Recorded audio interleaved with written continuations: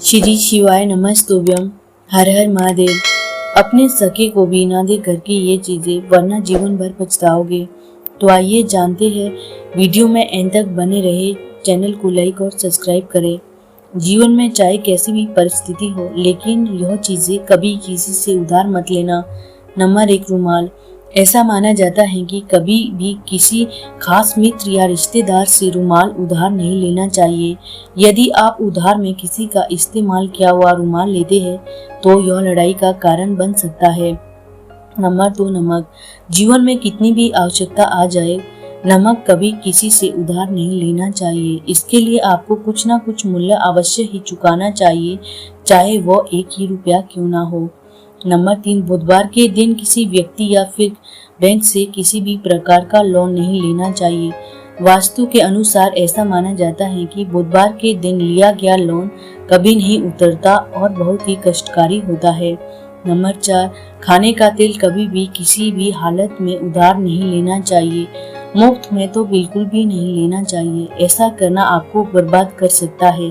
तेल के बदले में आपको कुछ ना कुछ अवश्य देना चाहिए। इसमें भी मंगलवार और शनिवार को तो तेल बिल्कुल नहीं लेना चाहिए। नंबर 5, लोहा या लोहे से बनी कोई भी चीज उधार नहीं लेनी चाहिए, फिर चाहे वो सुई ही क्यों ना हो।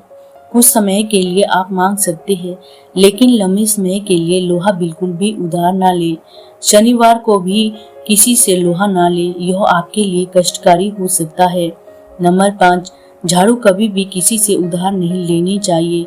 शास्त्रों में झाड़ू को माता लक्ष्मी का प्रतीक माना गया है, लेकिन यदि आप किसी से दूसरे के घर में इस्तेमाल की गई झाड़ू उधार में लेते हैं तो उसे सफाई करते हैं, तो यह आपके घर की आर्थिक स्थिति को खराब कर सकता है। कभी भी झाड़ू ना तो किसी को देनी चाहिए और ना ही किसी से लेनी चाहिए। नंबर 6, अंगूठी बात सिर्फ रत्न की नहीं है।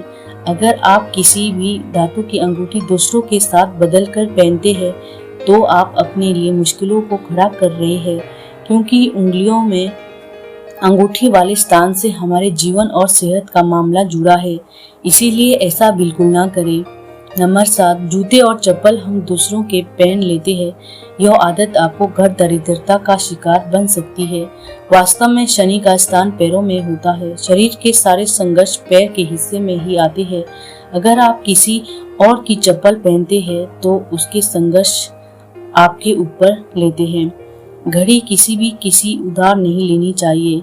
ऐसा माना जाता है कि किसी दूसरे की घड़ी उधार में लेने से अपना समय भी खराब हो सकता है।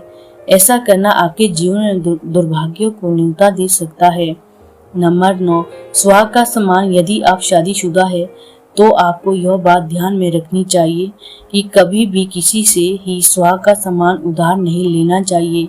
ऐसा माना जाता है कि सुहाग का सामान उधार लेने और इस्तेमाल करने से जीवन में दुर्भाग्य आ सकता है और पति पत्नी में मनमुटाव हो सकता है। दोस्तों, जानकारी अच्छी लगी तो चैनल को लाइक और सब्सक्राइब करें।